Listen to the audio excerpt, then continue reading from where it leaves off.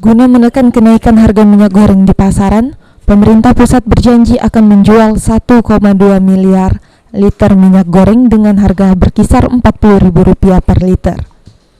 Menanggapi rencana tersebut, industri tahu goreng di Kecamatan Talang Kelapa, Banyuasin berharap rencana tersebut segera direalisasikan.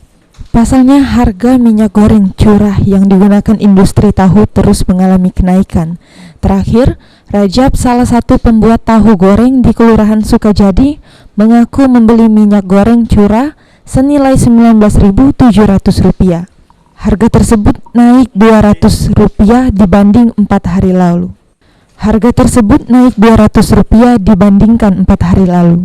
Dengan kondisi tersebut, usaha tahu goreng milik Rajab tinggal menunggu waktu gulung tikar. Jika kondisi harga minyak goreng tidak kunjung turun dan diperparah harga kacang kedelai impor yang juga tinggi. Barusan tadi beli, naik lagi kacang minyak. Kita makin sulit, Pak.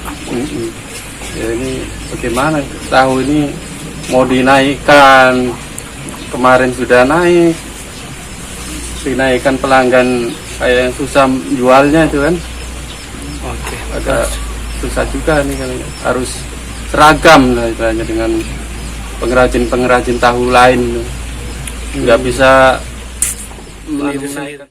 Sementara itu, pengecer tahu goreng yang menggantungkan hidupnya dari industri tahu goreng hanya berharap produsen tahu goreng tidak menaikkan harga.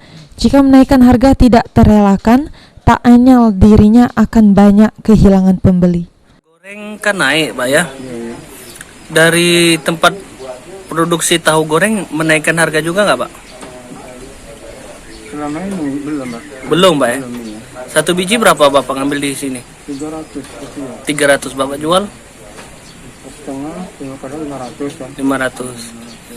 Kalau tiba-tiba produsen tahunya naikkan harga gimana, Pak? Misalkan dinaikkan harganya, sementara istirahat dulu, Pak.